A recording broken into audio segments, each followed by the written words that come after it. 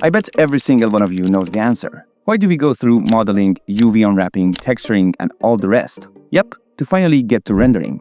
One of the most thrilling parts of the 3D journey. This is where the magic kicks in, where your work transforms from a project into a picture, a story, a moment frozen in time, like opening night of a show, a concert, or your very first art gallery. It's your time to shine. You've built it piece by piece, and now it's time to show the world what you've created. And that's exactly what this season is all about. Season 3, the final season of the BlenderTutorial course, is where we bring it all together. Light, camera, render.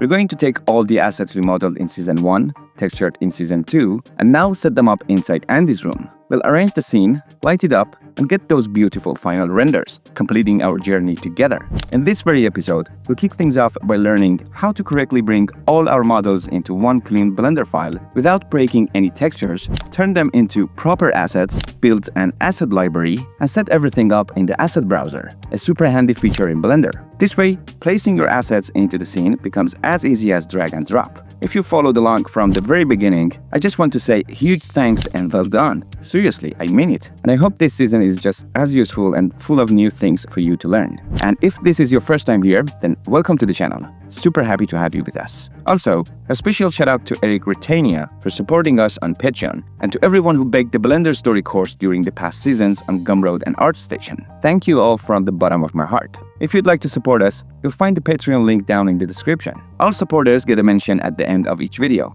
and you'll receive a full month of shoutouts starting from the month you join, whether it's at the beginning or the end of the month. Alright folks, I can't wait to see how Andy's room is going to look once we put everything together. If you're ready, let's dive right in and get us started. In the first step, before we jump into anything else, we need to bring all the models we made along with their materials into one scene. Then we can start placing them. If you remember, I talked about this in episode 1 of season 2. This step is called set dressing. I really recommend going back and rewatching that episode, especially the part we talked about folder structure. It'll help you remember the setup and make this episode much easier to follow. Now, if you remember, for some of our assets, we created fully procedural materials. For others, we used texture-based methods, and for a few, we combined both procedural and texture-based materials. And we also said, to avoid Blender losing track of our textures, the famous pink problem, we need to stay organized. That means keeping the Blender file and its textures together in the same folder. That's why we created a separate folder for each asset and saved the textures for each one inside its own folder. Now that we're going to bring all these assets into one scene, what should we do to make sure Blender doesn't lose the textures? Well, we want to make sure the textures and the main Blender file are all in the right place, so Blender doesn't get confused. Well, there are a few ways to do this, but in this episode, I want to show you one of the easiest ways, using a feature called Pack Resources. Let me show you how it works. So here's the folder for our first model, the trash can. Since I used this one for recording the course, I saved it a bunch of times. That's why the folder might look a little messy compared to yours. Here's the textures folder, and inside it is the image we used for the trash can. Now, I'll open the latest Blender file I was working on. I will split the viewport into 2 sections and change this one into the shader editor. If you take a closer look, this is the node that's reading the texture. If I select it and press N, the side panel opens. Now under the Node tab, in the Properties section, you see the path where this texture is saved. The 2 forward slashes at the beginning indicate the location of the folder where this Blender file is saved. After that, you see the name of the folder, which is textures, and then the name of the texture image itself. That's why when you move your Blender file into a different folder, Blender loses the texture, because these 2 forward slashes are telling Blender to look inside the same location as the .blend file. But if the textures folder isn't there, Blender can't find it. Now with Pack Resources, we can actually save this texture inside the Blender file itself. That means you can move the Blender file anywhere you want, and you won't need to worry about the texture folder anymore, because the texture is now packed inside. You can even delete the texture folder if you want. Let me show you how it works. Just go to the File menu, then head over to External Data. In this case, our external data is the texture we used for the trash can. Now just click Pack Resources. Keep an eye on the image texture node. Did you see that? The open image icon just changed to this new icon. That means the texture is now packed into the Blender file. You'll also notice the same icon showing up in these other spots too. Yep, that's how you know it worked. But here's something important. After packing, make sure you hit Save or Save As. If you don't save it, all the packing goes to waste. Now you can move this Blender file anywhere, another folder, another drive, even another computer, and you won't need to copy over any texture folders. This is one of the easiest ways to send your Blender file to someone else. Just keep in mind, since the textures are now inside the file, the size of your Blender file will get bigger. If your scene has a lot of textures, the file will get even larger and may take a bit more time to load. Alright, now let's imagine we've packed the texture and moved the Blender file to another drive. If we want to extract that texture again, it's super easy. Just click this unpack icon here and choose the first option, use file from current directory. That will extract the texture into a new folder called textures. And if you had packed multiple textures, you can also go to the file menu, external data, and click unpack resources, then again choose the first option. All your packed textures will be extracted into the textures folder. And don't forget, save your project again after unpacking. Easy, right?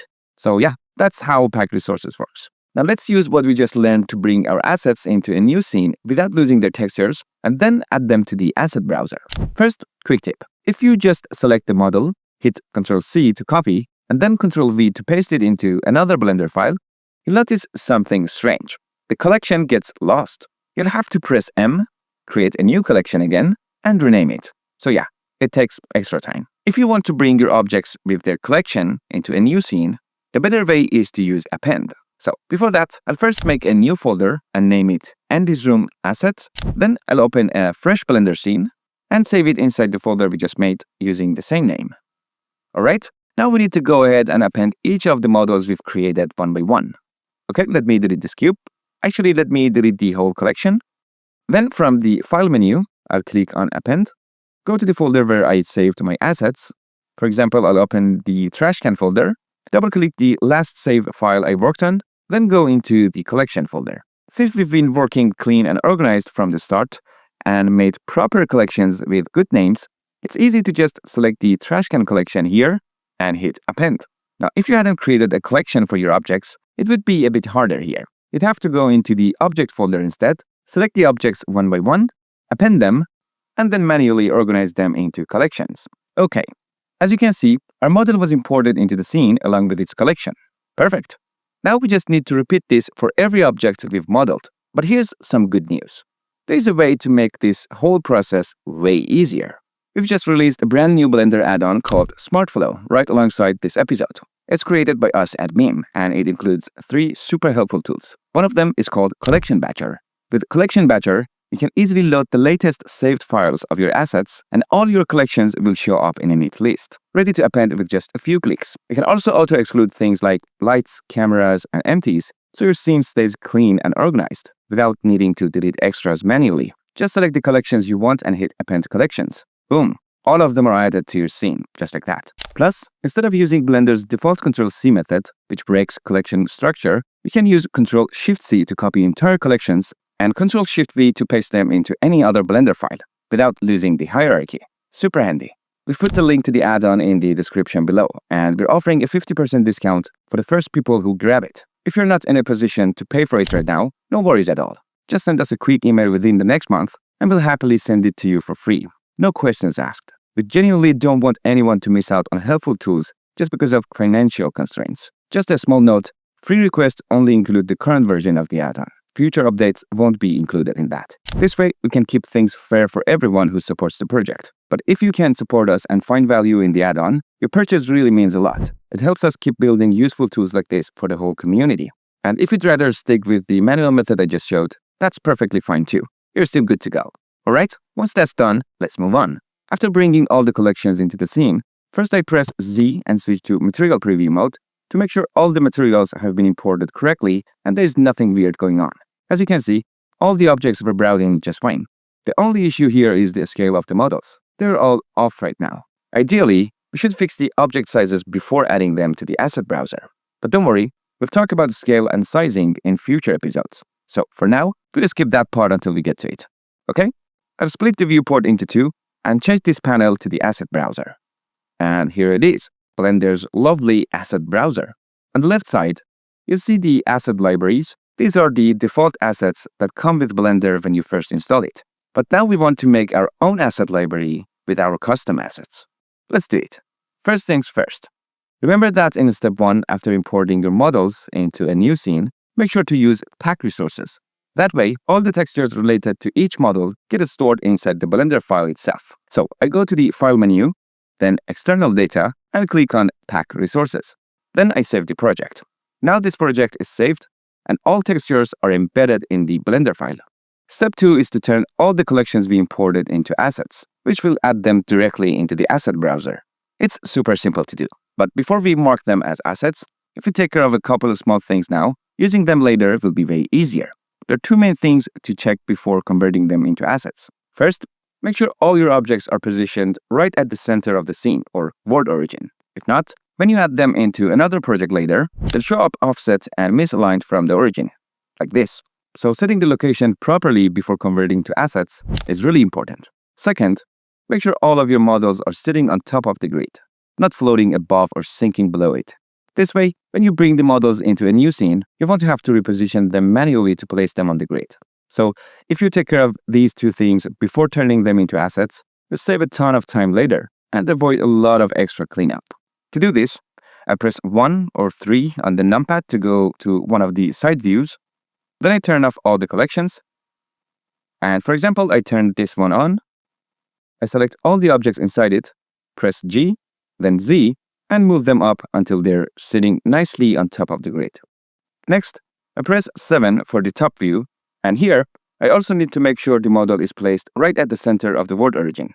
Okay? I'll need to do this for each collection one by one. And yeah, it can definitely take time. But here's the SmartFlow add-on really comes in handy. It actually thought of this exact situation, and it helps make this whole process much faster.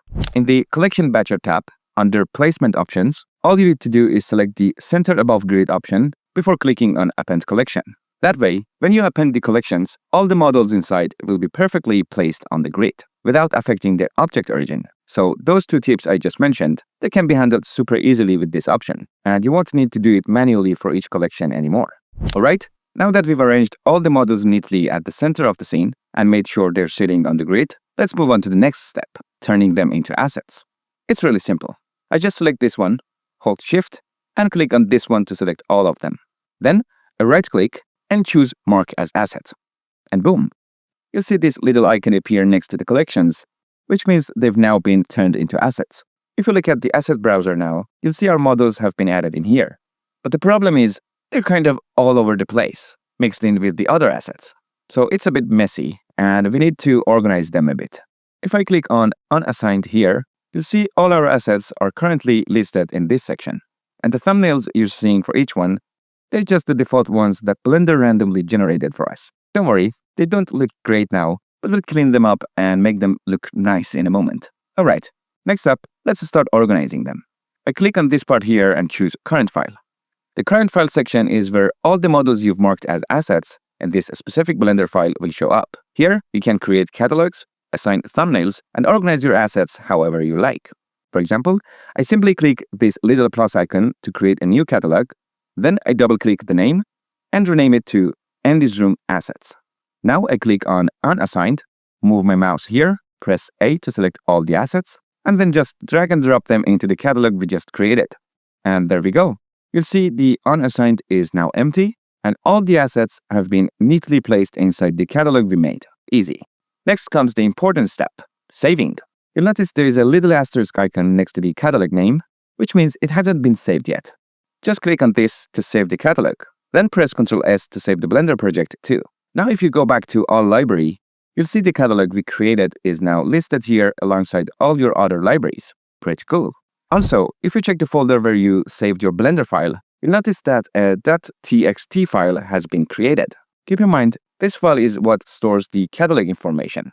So whenever you want to move this Blender file somewhere else, make sure to move the entire folder along with that .txt file.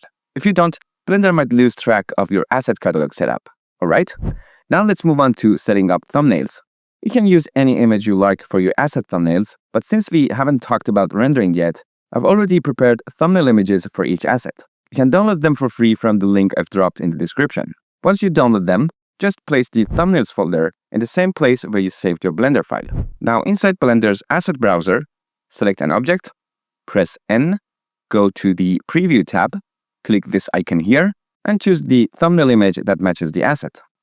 Okay, and this thumbnail you're seeing here, it's from the material we applied to the rug, the one we used from Blender Kit, remember? So no worries about that. Alright, that's done.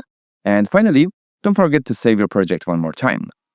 So by now, your folder should include all the files you're seeing here. And now you can easily move the Andy's Room Assets folder to any location, or even to another computer, and your textures will still work just fine. Next, let's open a new Blender scene and see how we can make these assets stay available in our library so we can bring them into any new project whenever we want. Because as you can see, when I open the asset browser in the new scene, I don't see the Andy's Room Assets here yet. To fix that, first move the Andy's Room Assets folder to any drive or directory you like. For example, you could put it in a folder called Blender Assets and keep all your future asset libraries in there too. Once that's done, go to Edit, Preferences, then in the File Path section, click on this little plus icon and then navigate to the folder where your Blender file is located. And finally click on Add Asset Library. Alright, you can also rename the library here if you want. Okay, I'll go ahead and close the Preferences window. Now, if I head back to the asset browser, you see Andy's Room Assets is now listed here. And if like now the assets don't appear right away, just click on this refresh icon once. There we go. We can now see all the assets from Andy's Room right here. And every time you open a new Blender project, they'll always be available, just like your other asset libraries. As long as you don't move the asset folder, of course. If you do move it, you just need to go back to File Path and set the new path again. Easy. Now you see we can drag and drop any of these assets into the scene. And if we switch to Material Preview, everything shows up with the correct materials. No problem at all. Okay, I'll press A to select them all, and X to delete. Let me also delete this collection. Alright, now here's something important to notice. When we add assets to the scene, you might see that they don't land exactly on the grid. That's because we marked collections as assets. But if we had marked the individual objects as assets instead, you'd see that they would snap easily to any surface, making it super simple to place them exactly where you want. Now, keep in mind that in Blender, you can turn a lot of different things into assets, not just objects, but also materials, brushes, and more. But for now, let's keep it simple and not dive into those. Now, if we did want to turn objects into assets, we'd have to join all the separate parts of the object together first. And that means we'd also have to apply all the modifiers, which makes the process destructive, meaning you won't be able to go back and adjust things later. That's exactly why we marked the collections as assets instead. This way, we keep things more flexible and editable later if needed. But here's the thing. Collections don't automatically snap to the grid or to surfaces like objects do. So here's a little trick to help you place a collection on a surface. First, switch to an orthographic view like front or right, then just click and drag your asset into the scene. It will appear right where your mouse cursor is. For example, if I add a cube, then drag an asset and hover my mouse over here, you see the collection is placed on top of it. Now, this method isn't super accurate, and the object might not sit perfectly on the surface. But let me show you a secret little pro trick for snapping collections that I promise you probably haven't seen often. After you bring a collection into the scene from the asset browser, you can go to the outliner, find that collection, and this time, click and drag it from the outliner onto a surface. Boom! You see that snap highlight just like with regular objects. And now even collections snap into place. And here's the cool part. If you hold Ctrl while snapping, you can snap exactly to a vertex, edge, or even the middle of an edge. Pretty awesome, right? With this method, you can place collections exactly where you want them. Snapping works great when you're dragging objects from the outliner, no matter where they came from. But when it comes to collections, it's a bit different. If you manually create a collection inside your Blender scene, dragging it onto a surface won't snap it in place. However, if the collection was added via the asset browser, then yes, you can drag it from the outliner and it will snap just like an object would. That snapping behavior only works because of the special import method used by the asset browser. So now, let's move on to our next topic. Import methods in the asset browser. When you bring a collection asset into your scene, if you take a look at the outliner, you'll notice that you don't have access to the objects inside the collection. This can actually be really helpful when you just want to move, rotate, or scale the collection as a whole without messing the individual pieces. But if you do want to access the objects inside the collection, you've got a couple of options. One way is, right after importing the asset, you can click here and simply turn off the instance option. Now, as you can see, we have full access to all objects inside the collection. And even better, all the modifiers are still intact, so we can tweak them anytime we want. Another option, if you've already placed the asset and no longer see that menu, just press Ctrl-A and choose Make Instances Real. But be careful. If your collection uses a parent-child relationship, make sure to turn on Keep Hierarchy, so you don't break the connections between objects. Now, here's a super weird trick. Right after dragging the asset into the scene, if you press Ctrl-Z, undo, suddenly you'll have access to all the collection's contents again. And not just that, the asset will jump back to the word origin. Strange, I know. Alright, everything we just went over works under the default import method, which is called follow preferences. This means Blender uses whatever import method is set in your preferences. Right now, as you can see, my preferences are set to append reuse data. We also have that same option here in the asset browser. So what does that mean? Well, if I bring this asset into the scene multiple times, and then uncheck the instance option, go into edit mode, select everything with A, and scale it with S, you'll see that all the other copies of that asset change too. It's just like when you use Alt-D to make a linked duplicate. This makes your scene much lighter and more optimized, because the data is shared between duplicates. I actually talked about this idea of linked duplicates or instances back in episode 4 of season 1. So if you haven't seen that one, or you've forgotten about it, just go ahead and check it out. I've added the link for you in the video. So yeah, right now, the follow preferences import method is using append reuse data behind the scene. Next, we have the append method. This one creates a completely separate duplicates of each object, which is the opposite of the append reuse data method. So if I go into edit mode, and let's say scale some mesh components, you see that it doesn't affect the other objects at all. Each time you add the object, Blender creates a unique independent copy of it. So keep that in mind, because over time, your scene might get heavier and heavier. Now, the next import method is called linked, and it's a really important one. Let me show you how it works. First, I'll bring this object into the scene using the default method append reuse data. Then, I'll bring in the same object again, but this time using the link import method. Alright, now let's open the original file where this asset was saved. Remember, this is the file we copied into our Blender Assets folder and set up in Preferences. Okay, let's make some small changes to this object. I'll push this drawer in a bit, and also move this vertex slightly. Like this. Okay, now I'll save this file and return to my main scene. As you can see, nothing has changed yet. But here's the trick. If I save and close this scene, and then open it again, boom. Now you'll see the objects that were brought in using the link method have updated automatically to reflect the changes we made in the original file. But the ones brought in with the append method, they haven't changed at all.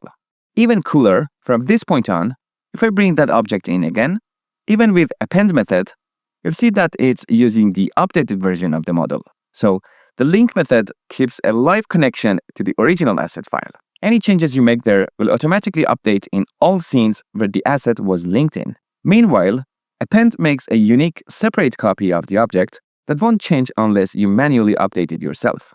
Alright folks, that's it for prepping Andy's room assets. Now we're finally ready to move on and start placing everything in the scene with the help of the asset browser. If you haven't joined our Discord yet, the link is down in the description. In case you run into any problems or have questions, you can ask them there and get help faster. I'll see you in the next episode. Thanks a lot for sticking with me until the end of this video. I'll see you in the next episode.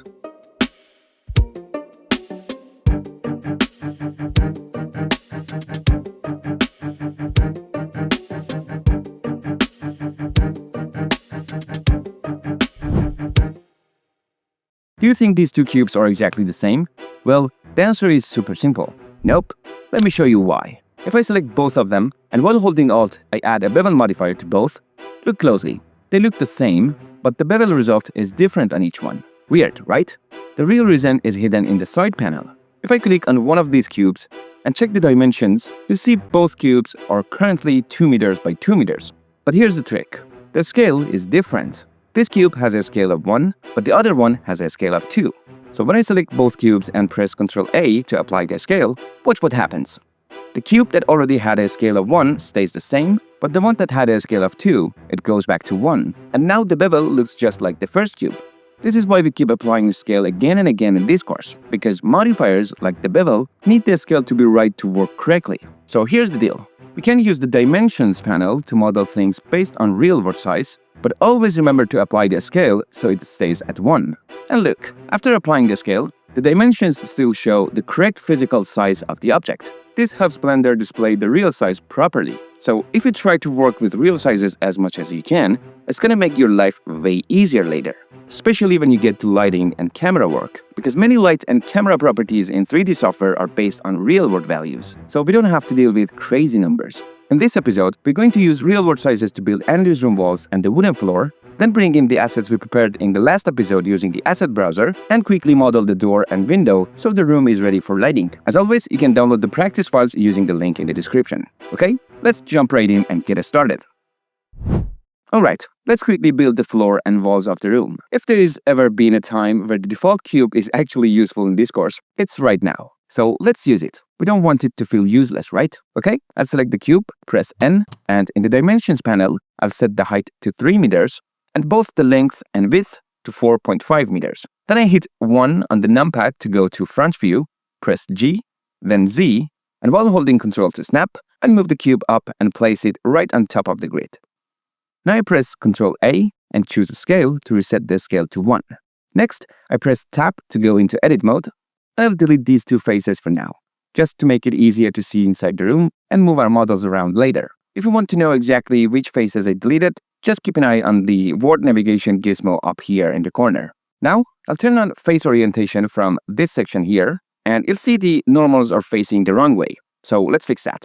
In edit mode, I press A to select all faces, then Shift N for recalculate normals, and I'll turn on the inside checkbox down here. Okay, let me turn off face orientation again. Alright, now to give the walls some thickness, I'll add a solidify modifier, and in the thickness field, I type 15 cm. Yep, Blender understands that. See, it shows 0.15 meters, because Blender's default unit is in meters, but it still knows what we meant when we typed cm. Pretty smart.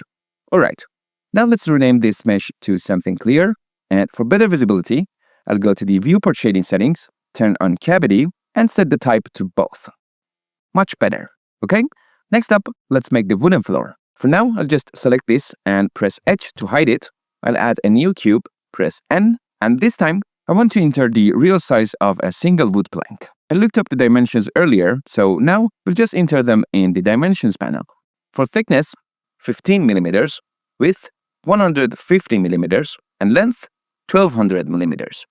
And since the bottom face of this plank won't be visible, I'll go into edit mode, select it, and delete it. Back to object mode, press 1 on the numpad to go into front view, zoom in a bit, press G, then Z, and while holding Ctrl, I'll move it and place it on the grid. And finally, Ctrl A, apply scale. Alright, now before we start duplicating it, let's unwrap the UVs first so we won't have to redo anything later. I go to the side view, switch to edit mode, and activate edge select mode. Then I press Alt Z to turn on X-ray, and I select these 4 edges around the plank. I hit U and choose Mark Seam. Next I press A to select everything, press U again, unwrap, and go with angle based. Okay, if you check the UV editor now, you'll see it's unwrapped nicely. Cool. Now let's make a simple pattern for the floor. I press 7 on the numpad to go to top view, and I add a plane, and this is just a guide, and we'll delete it later. Okay, I move the wood plank over here. Okay, zoom in a bit, then press Shift D to duplicate it, and place the second one about here. Okay, I zoom in more, press G, and adjust it so the gap between them is really thin, just a small seam. Okay, now I select both, zoom in even more, press Shift D, then X to lock the movement to the X-axis, and move them here. Okay, then I zoom out. Now make sure not to move it again, and if the last thing you did was duplicate, you can simply press Shift R a few times to repeat the operation and make more copies like this. Nice. Now I'm gonna delete the plane because we don't need it anymore. Next, I select everything, press Shift D, move them down to start the next draw. Okay, zoom in, and adjust the gap again for accuracy. Perfect. I select them all and press Ctrl J to join them into one object. Okay, now I add a bevel modifier, change the segments to 3, and while holding Shift, adjust the amount value for the bevel. Okay. Switching to perspective view, and I press Alt-H to unhide the room mesh. Okay, now we need to cover the room's floor with this patch we just made. I go to top view, move it into position, and add an array modifier. Let's zoom in a bit. It looks good along the x-axis, so I just change the count to 3. Then I shift the whole thing a bit to the side. Even if it goes beyond the room edges, that's totally fine. So far, so good. Okay, now I hover over the array modifier and press Shift-D to duplicate it. On the second array modifier, I set the factor x to 0 and change the factor y instead. Let's go back to top view. And if I set y to 1, you can see it goes in the wrong direction. So we need a negative value. Okay, I type -1 and zoom in. Now I hold Shift and fine-tune the factor y value. Let me zoom in even more. Okay, for me, -0.858 works great. And finally, I adjust the entire floor just a bit so it sits roughly in the center of the room. Then I right-click and choose Shader Smooth to make the plank's shading softer. To fix the shading issue, I also add a weighted normal modifier. Lastly, I rename the object, and I also rename the collection. That's it. The floor for Andy's room is all set. Alright, now let's move on to modeling a skirting board. Let me hide this for now. Okay, to model the skirting, we need two types of curve objects. One as the path, and one as the profile for the skirting. For the path, I go into edit mode, select this face on the floor, press Shift-D to duplicate it, then right-click to place it back exactly where it was. Then I press P and choose Selection to separate it from the main mesh. Now back in object mode, you'll see the face has been separated.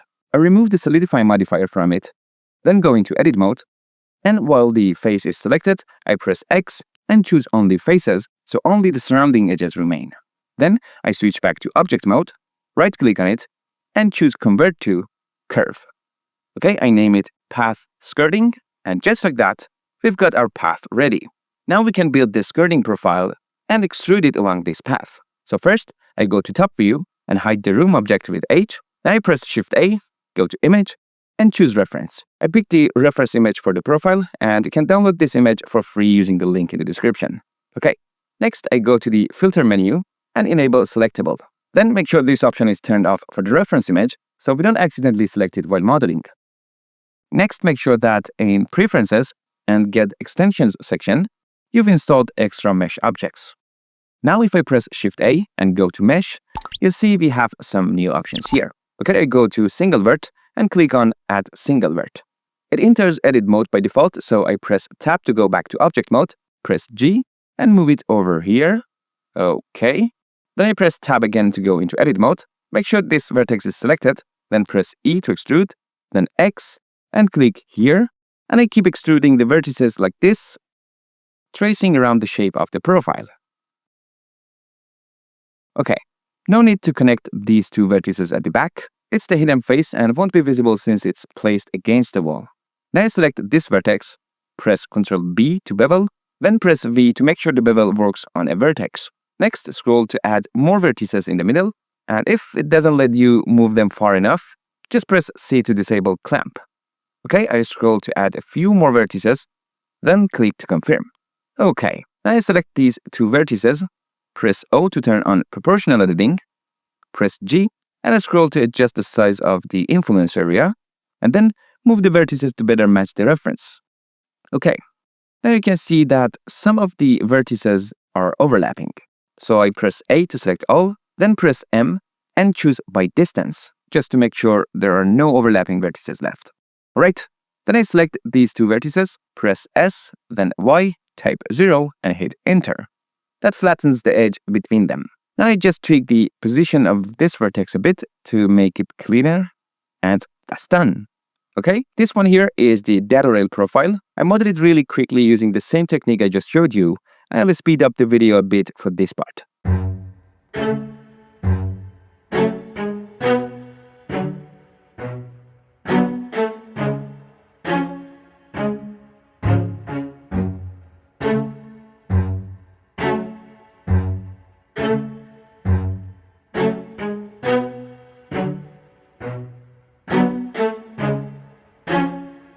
Alright, that's done too. We don't need the image reference anymore, so I'll delete it. Finally, I select both profiles, I move them off to the side, right-click, and convert them to curve objects. And name this one Profile Skirting, and the other one Profile Dado Rail. Okay, so now we've got our path and profiles ready. Let's use them. I press Alt-H to unhide everything I had hidden earlier. Now I select this path, go to the Curve Data Properties, and under Geometry and Bevel, I enable Object, click the eyedropper, and pick this profile. Okay, as you can see, the profile is way too big, so we need to scale it down. But before we scale it, you need to be careful about the object origin. Its position is super important. For example, if I go into Edit mode, select all the points, and move the profile, you'll see the extrusion shifts because the profile is moving away from the object's origin. So I right-click to undo and bring the profile back. Now, if your object origin isn't in the right spot, just select this point, press Shift-S, and choose Cursor to Selected, then go back to Object mode, right-click, and choose Origin to 3D Cursor.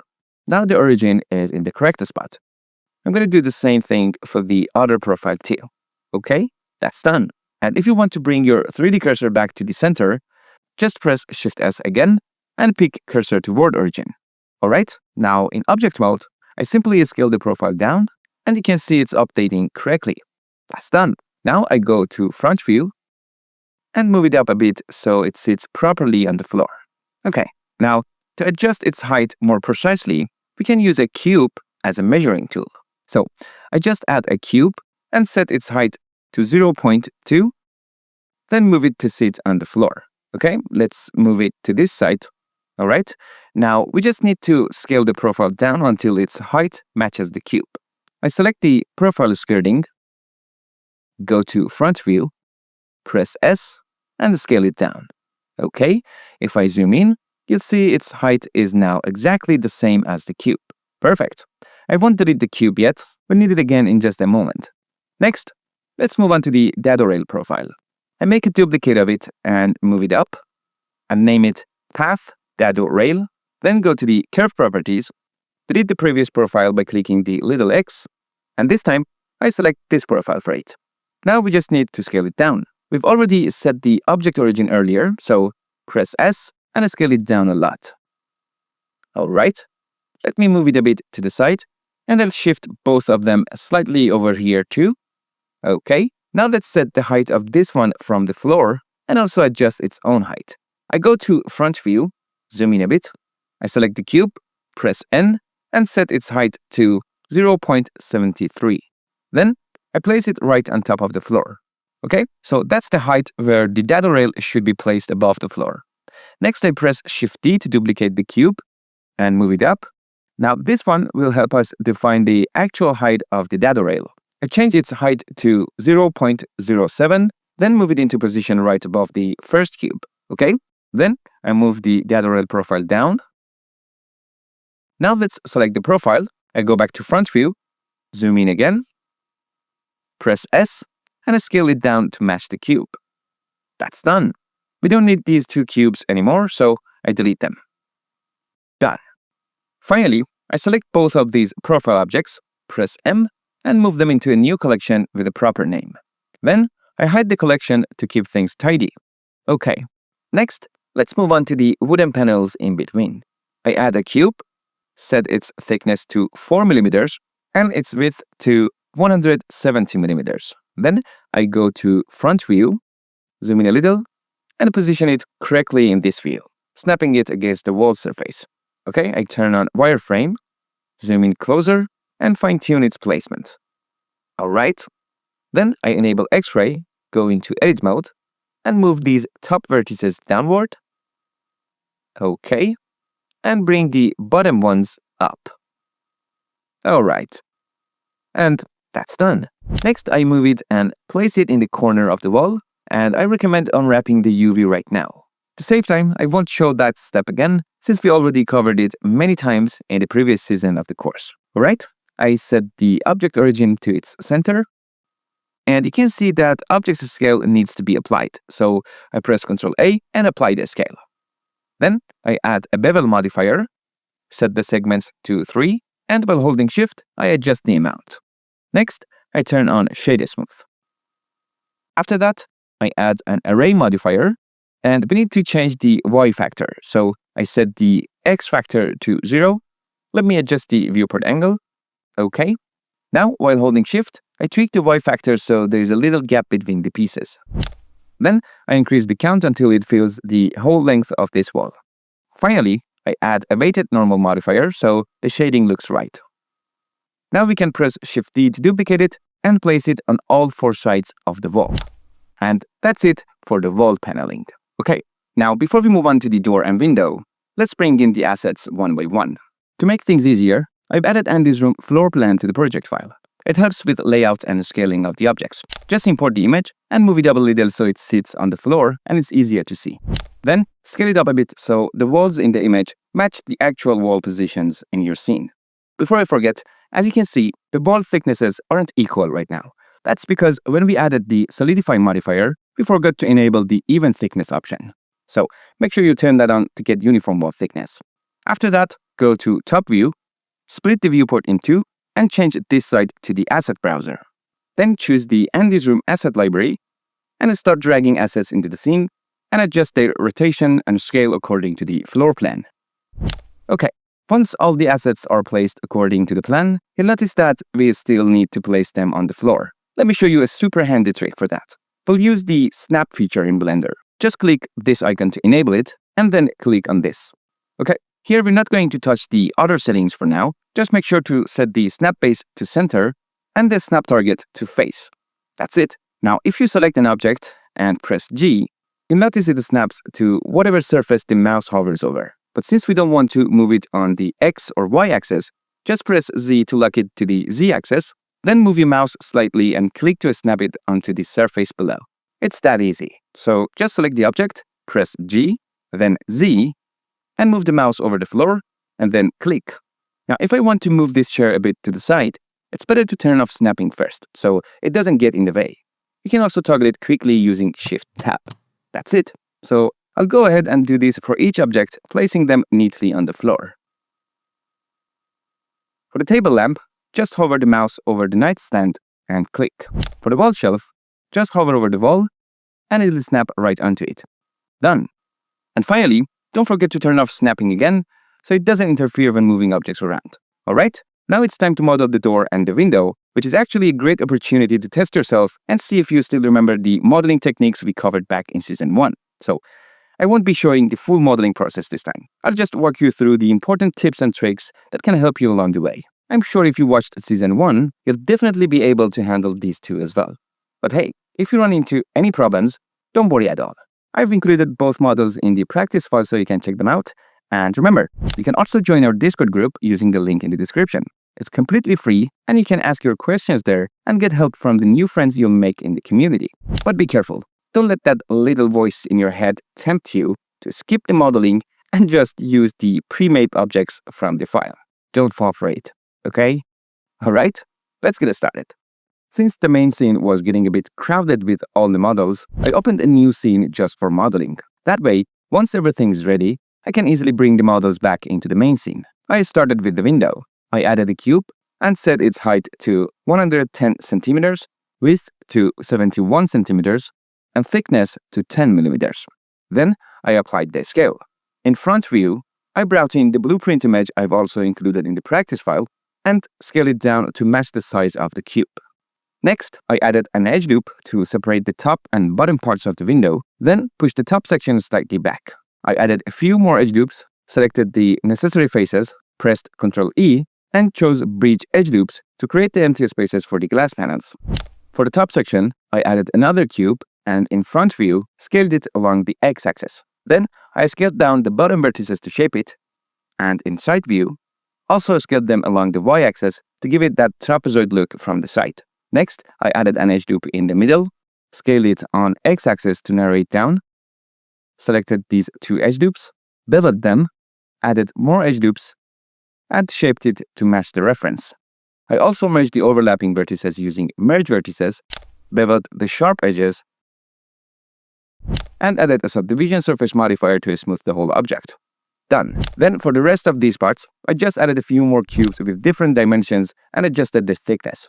For the bottom section, I simply duplicated all of the top pieces and placed them down below. I did the same for the top section of the door too. I duplicated those same objects, tweaked them, and positioned them based on the reference. Okay, for this part, I added another cube and scaled it along the z-axis to make it taller. Then, I added 2 edges here and one more edge over here. After that, I deleted the back faces, added a mirror modifier, and activated only the y-axis. Next, I selected these faces, pressed Alt-E, chose Extrude Manifold, and pushed the faces slightly inward. Just like that. Super simple. Then, I deleted the top and bottom faces, selected these edges, and beveled them to give them a nice curved shape. After that, I added one more mirror modifier and used this object as the mirror axis. And that's it. Now it's time to model the Venetian blind curtain, which might look a bit tricky at first, but with the Archimesh add-on, it's actually way easier than you think. First, go to Preferences, head over to Get Extensions tab, search for Archimesh, and install it. Then, if you hit N, you'll see a new tab called Create has been added.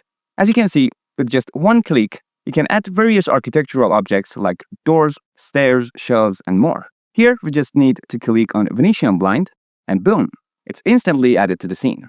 Now, just select it and place it in the right position. You can then adjust its properties from this panel. For example, I'll adjust the width from here, and look how cool this is already looking. What's even cooler is that you can tweak the properties anytime you want. So in a way, this model stays non-destructive. For instance, here I'll adjust the height to match the height of our window, and you can also change the size of these slats from here, though the default size works well for now. And here's the fun part. You can change the angle to open or close the slats. And with Extend, you can rise or lower them too. Pretty quick and awesome. Finally, you can switch to Material Preview, choose an HDRI image of your choice, rotate it a bit, and just admire what you've built. Okay, now, as you can see, these objects are all separate. So if you want to move them around, you'd have to select all of them every time, which can get really tedious. There are several ways to move multi-part models even when they're not collection assets. Let me show you one common method. Press Shift-A, go to Empty section, and choose Cube as your empty. Now, empties don't really do anything on their own. They're just helpful control tools, and by default, they don't show up in the render. You'll also notice they have their own icon in the outliner. Alright, now let's go to the front view and change its scale like this.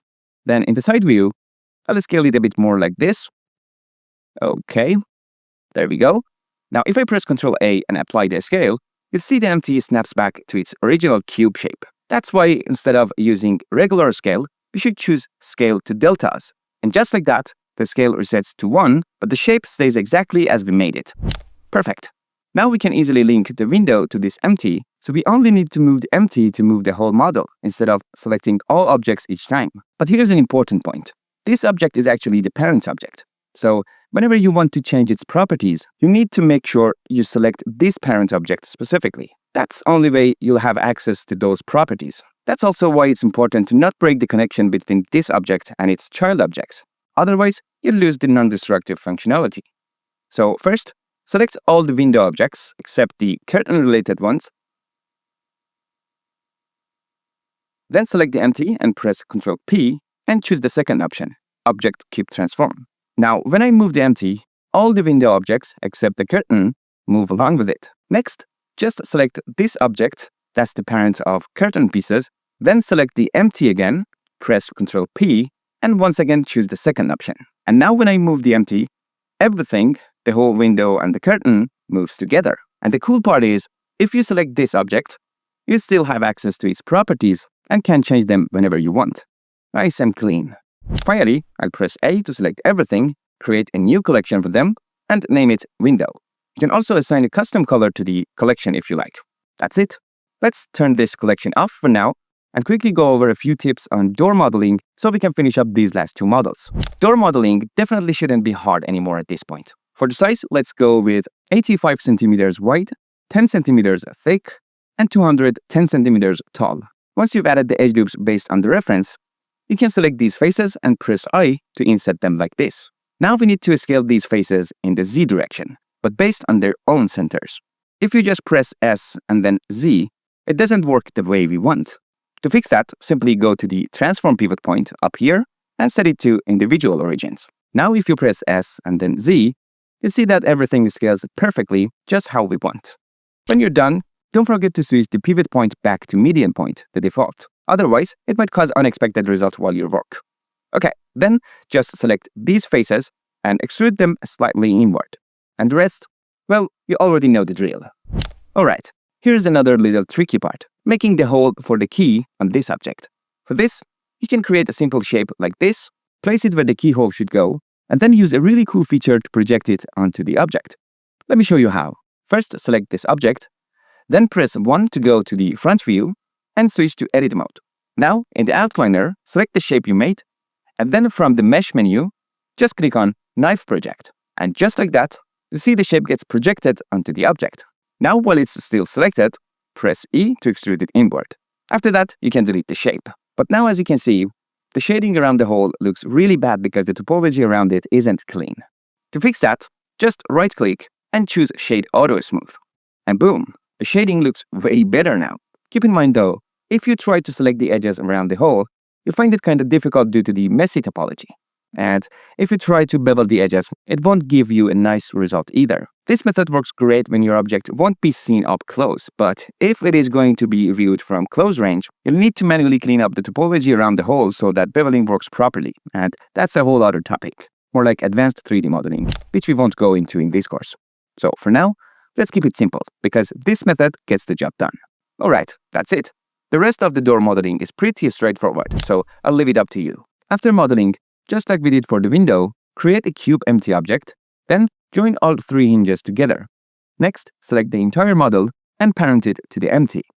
Also, don't forget to parent the door and the handle objects to the hinges. That way, when you move the empty, the whole model moves with it, and anytime you want, you can just rotate the hinge on the Z-axis to open or close the door. Finally, don't forget to create a collection for it and give it a proper name. And that's it for the window and door models. Now let's bring them into our main scene, place them where they belong, and wrap up this episode. Alright, if you have this Smart Follow add-on, things get a lot easier. Just press A to select all objects, then Ctrl-Shift-C to copy them, and Ctrl-Shift-V to paste them into the main scene. That way, all your models will be added with their collection still organized. I've dropped the link to the add-on in the description for you. But if you don't have this add-on, you'll need to bring in each object manually. Select each object one by one, press Ctrl-C, and then Ctrl-V in the main scene. Now, when you do this, the objects collection gets lost. So right after pasting, while the object is still selected, press M, create a new collection, and give it a proper name. Cool. Now let's go ahead and place the objects in the scene. I'll start by selecting the door object. Then, I'll activate snapping using the same setting we talked about before. Snap base set to center, and snap target set to face. Now I press G, and place the door roughly where it should go. Then I press Shift-Tab to turn snapping off, and rotate the door -90 degrees. I move it a little to the side, and in side view, I place it on the floor, adjusting the position a bit more. Okay, nice. But now, if I select the hinge and rotate it to open the door, you'll notice, the back of the door is blocked. We need to clear that out. To do that, we'll delete the parts of the geometry that are sitting behind the door. Let's say I select this object, and if you look at the outliner, you'll see it's still a curve object. So I right-click and go to Convert To and Mesh. I do the same thing for this one too, okay? And for this other object, I move my mouse over the Array modifier, press Ctrl-A and apply it. Now I go into Edit mode, press Ctrl-R and add an edge loop here and another one this side. Next, I select these vertices, press X and delete them. I repeat the same thing for the other 2 remaining objects. Next, add an edge loop here, one here, and one more here. Then I select this face and delete it. And just like that, you can see we've cleared out the backside, and now we can easily open the door anytime you want. Alright, now let's close up the part of the wall we had left open earlier. I'll alt-click here to select this edge loop, then press F to fill the gap. Alright, we can pretty much say our work for this episode is done. But from here on out, I've got a couple challenges for you. Let's see if you're ready to stand on your own feet and how willing you are to face your fear and keep going without watching the rest of the video. But don't worry at all, I'm sure you can do it. You're here to learn how to solve things on your own, not just follow everything step by step. So give it your best shot. And if it doesn't work out, that's totally okay. It's all part of the process. And remember, our Discord group is here to help. You can share your issue there and get help from your friends or even from me. Okay, the first challenge is about the second door. Its hinges and doorknob need to be on the opposite side compared to the first one. Think simply. How would you go about doing that? I recommend duplicating the door in the scene where we modeled the door and window, creating this version of the door there, and then bringing it into the main scene, place it roughly around this area, and like before, clear the back part using the same method we already used. Okay, the next challenge. This one is so simple. I don't even want to call it a challenge. It's just about placing the windows and clearing the wall behind them. Place the windows on this side of the wall, and for some variation, raise the curtain of this window a bit, and maybe open the window a little too. The third window should go on this wall above Andy's desk, and it just needs to be a bit smaller than the other two. Finally, select the room object, press the / on your numpad to go into local view, and if your floor looks weird like mine did, just delete the bottom face and you're good to go. Alright everyone, that's it for this episode. Thank you so much for sticking with me all the way to the end of the video. If you've been enjoying the content and it's been helpful to you and you're in a position to do so, I'd really appreciate your support on Patreon. The link is in the description. Even a little support goes a long way for us. And if you're not able to support financially, no worries at all. Leaving a comment, a like, or even sharing the video means a lot too. See you in the next episode. Thanks to all the amazing people who supported us this month. A special shout out to Eric Retania for supporting us on Patreon, and to everyone who baked the Blender Story course during the past seasons on Gumroad and ArtStation. If you'd like to support what we're doing, you can join us at patreon.com/MiM-Repository. All supporters get a mention at the end of each video, and you receive a full month of shoutouts starting from the moment you join, even if it's at the very end of the month. Thanks again for watching, and see you soon. Take a look at the sphere in the middle of the scene. This is Andy's room without any materials on the objects, and this is the same exact scene but with materials applied to everything, and the lighting hasn't changed at all. Can you see the difference? It's like day and night. The sphere in the middle is no longer just plain white. It's been heavily affected by the color of the floor, the walls, and all the other objects around it. That's because light rays don't just stop when they hit a surface. They bounce around multiple times, and when they bounce, they carry the color of the surface they hit and throw it onto the other objects. That's why, when we get to the lighting and rendering stage, especially in indoor scenes, it's super important to first apply materials to the big surfaces like the floor and the walls, because they have a huge influence on how everything else will look in the scene. So in the first part of this episode, I'm going to quickly show you how to build the materials for the remaining objects, then we'll dive into working with the camera in Blender and preparing our scene for lighting. Okay, let's jump right in.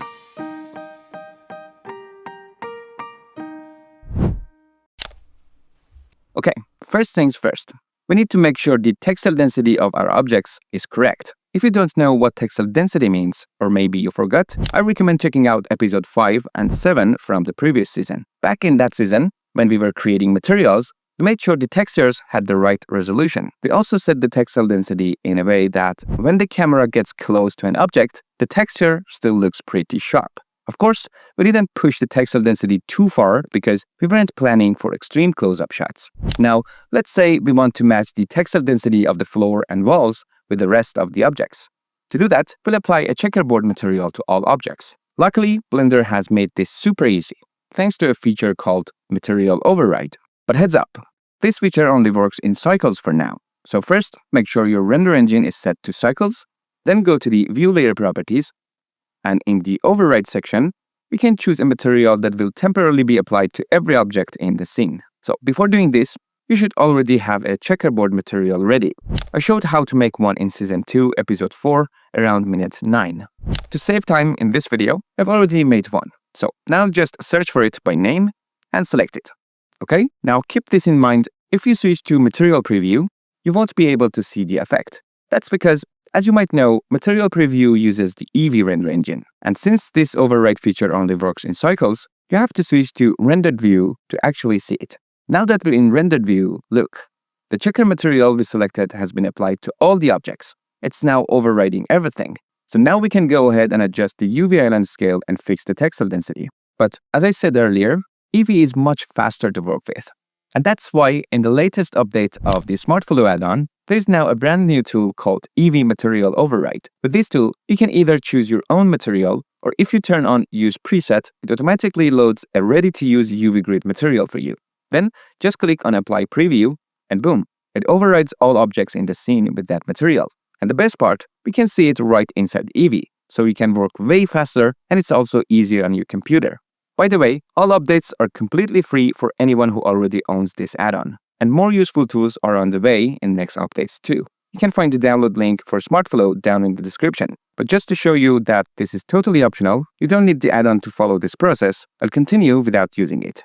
Okay, next step, we need to resize the UV islands of the floor and the walls so the squares in the checker texture look similar in size to the ones on other objects. The goal is, when you look at the room as a whole, the checkerboard texture looks even and consistent across everything. Once that's done, just remove the checker material from the material override slot. Now, for the wood material on the floor, if you watched the last season, you can either build your own procedural wood material or use the free Blender Kit add-on, which I introduced back in episode 11 of last season. Just go to the material section, search for wood, and drag and drop any wood material you like directly onto the floor. Easy. Then, don't forget, if the direction of the wood grain doesn't look right, you might need to rotate the UV islands until it looks natural on the planks. One thing you'll notice is that right now, all the wood planks look exactly the same, no variation at all. But here's the good news. There's a simple trick using the array modifier to fix that. In both of the array modifiers we use to build the floor, go to the UV section and adjust offset U and offset V. Just by tweaking those values, you'll start to see more variation pop in. And to make this effect even clearer and more natural, let me show you a cool little trick. In the shader editor, add a hue and saturation node and place it right before the connection to the base color input of the principled BSDF node. Now, add a color wrap node and connect it to the value input of the hue and saturation node. Right now, if I move this color stop, it affects all the wood planks equally. But we want it to apply randomly. To do that, just add a geometry node and plug the random per island output into the factor input of the color ramp. Now, change the black color stop and make it a bit lighter, closer to white. Still looks like nothing is changing, right? Even if I make it darker, it seems like nothing is happening, but actually, it is. You just need to switch to render display and check it in cycles. Now we can see the variation. Okay, adjust the color closer to white to control how much it affects the planks. And finally tweak the saturation and hue values to get the look you want. And just like that, you've added a beautiful variation to your wood planks with this simple trick. Next up, for the wall texture, start by downloading the wallpaper texture using the link I've dropped in the description. Connect it to the base color and hit Ctrl-T to add the mapping nodes. Make sure UV is connected to the vector input, then go to the UV editor. You can place seams on the four corner edges of the wall, unwrap the UVs, and rotate them so the texture pattern displays correctly. Since this is a seamless texture, you can select each wall's UV island with L, press G, then B to select a base point, and line them up next to each other. This will make the wallpaper look continuous across the walls. Okay, to add more details, let's bring in a noise texture. Again, press Ctrl-T to add the mapping nodes. Increase the scale on the x-axis, tweak the properties until you get a nice pattern, and then connect it to a bump node. Finally, connect that to the normal input of the principled BSDF and adjust the strength. Just don't forget to preview it in cycles. And lastly, make sure you also adjust the roughness of the wall. Okay, for the material on the door and window, I used the same wood material we made for the dresser. But remember, after assigning it to your object, click the little number next to the material name to make a unique copy, so any changes you make won't affect the dresser's material. Next, for the glass on the window, you can search for glass in Blender Kit and drag and drop the one you like onto the window glass. And that's it for this part. And hey, if you get stuck along the way, don't forget to join our free Discord group, links in the description, and drop your questions there. Alright, now let's move on to the camera. As I mentioned earlier in this course, you can either click on Render Image from the Render menu or just press F12. But when I do that right now, you notice something down here. A red warning pops up saying, "No camera found in scene." That's because, yep, I don't have a camera object in the scene yet. So it's pretty clear you can't render in Blender without a camera. Let's go ahead and add one. But before that, I'm going to create a new collection, name it Camera-Lights, and make sure it's selected. That way, when we add the camera and lights, they'll be placed in this collection. To add a camera, it's super simple. Just like adding anything else in Blender, press Shift-A, then choose Camera. As expected, it gets added right at the location of the 3D cursor. Let me press G and move it over here for now.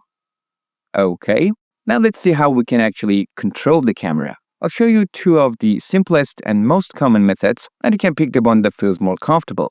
Personally, I prefer the second one. So first, to control the camera, just press 0 on the numpad to switch to the camera view.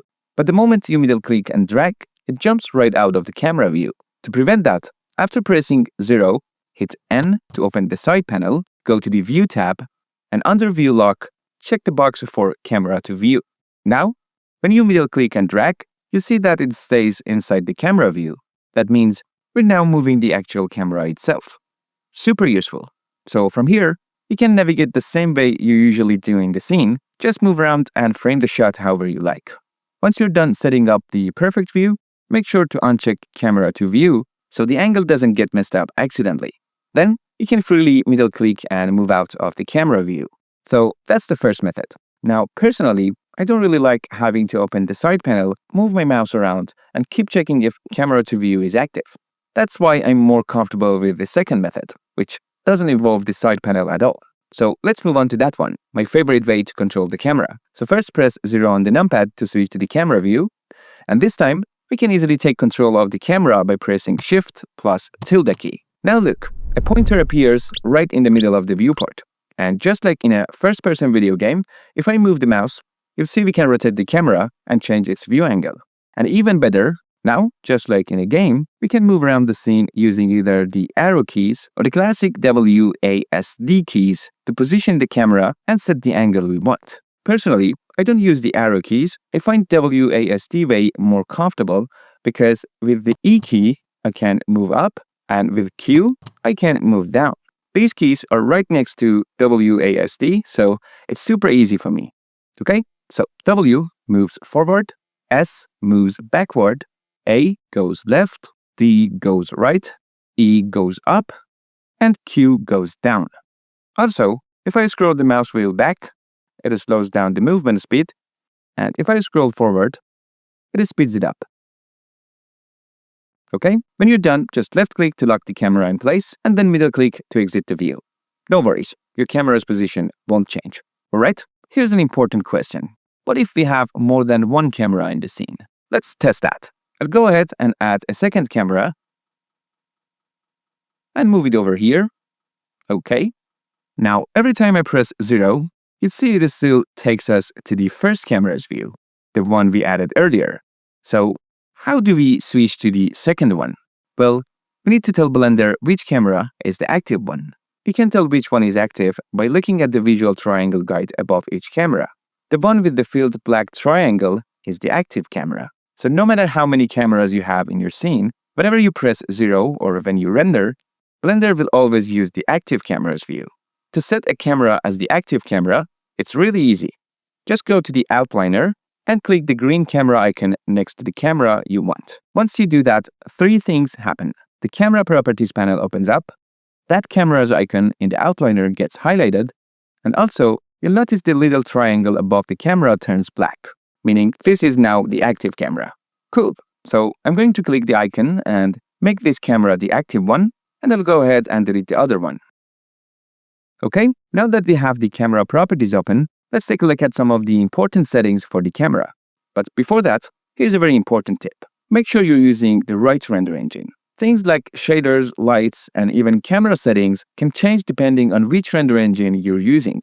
Since we want to render this scene with cycles, I'll go over to the render properties and double check that the render engine is set to cycles. To speed things up, I'll also switch the device to GPU compute. If this option is grayed out, don't worry, just go to the Edit menu, Preferences, System tab, and under Cycles Render Devices, make sure your graphics card is checked. Okay, once that's done, Blender will show you the correct settings for your cameras, lights, and shaders based on the engine you picked. Alright, I'm going back to the camera properties, and let's keep going. First, let's talk about Clip Start and Clip End. Clip Start controls the minimum distance the camera can see. So basically, anything closer than this value won't be shown. You might have run into this before, when you get really close to an object, like this one, and it suddenly looks like it's getting cut or clipped. In that case, just reduce the clip start value to fix it. You especially need this when your objects are very small in scale. But be careful. Never set clip start to 0 or you'll run into display issues like this. Okay, let me just move the mouse here and reset it by pressing backspace. Now, clip end is the opposite. It sets how far the camera can see. So if your scene is very large, like if I zoom out a lot, like this, and add a plane and scale it up huge, you see that parts of it disappear when they're too far away. That's when you'll need to increase the clip end value so the camera can show more distant objects without cutting them off. Alright, let me move the camera back to where it was before. Okay, done. Just note these settings apply only to the selected camera, not to all cameras in the scene. And if you're not in camera view, if you're in perspective view, then the clipping settings are a bit different. In that case, press N to open the side panel, go to the View tab, and here we can find Clip Start and Clip End. These ones are just for the viewport and don't affect your scene cameras. Now let's talk about the most important camera property, focal length, which is in the lens section. With this, we can easily change the focal distance of your camera's lens. The smaller this number is, the wider your shot gets, and you'll notice more distortion in the corners. As you can see, the room even looks bigger this way. If you increase the number, you'll get a tighter shot, and the image will look much flatter. Since we want to render the whole room and show off the space we modeled, I'm going for a wide shot here. So I'll change the focal length to 30mm. Okay? Just keep in mind, the part that gets rendered, it's only what's inside this boundary line right here. Anything outside of it won't show up in your final render. So if you want, we can use Ctrl plus middle click and drag to zoom in a little, so the stuff outside the frame doesn't distract you. But what's even better is to adjust your workspace layout so it's more comfortable to work in. For example, I'm going to split the viewport into two. I'll hold middle click and drag to jump into perspective mode over here. Then I'll click and drag to split this area again and switch it to the shader editor and press N to close the side panel. Why shader editor? Well, you'll find out soon enough.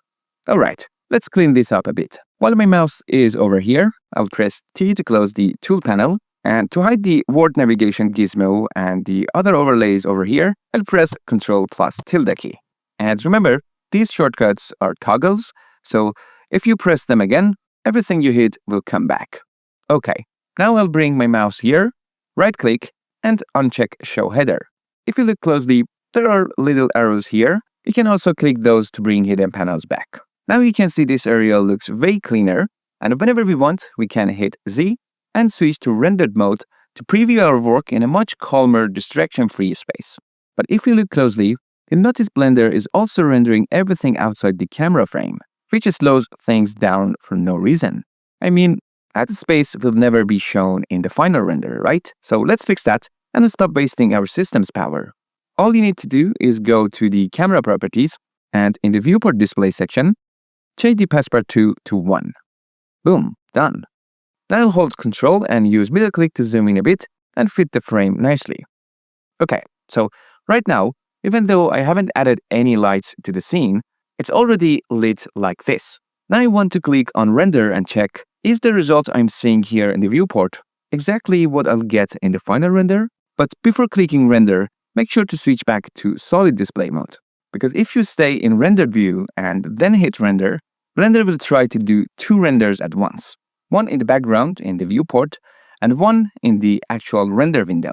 That's a lot of extra pressure on your system, and it'll slow things down.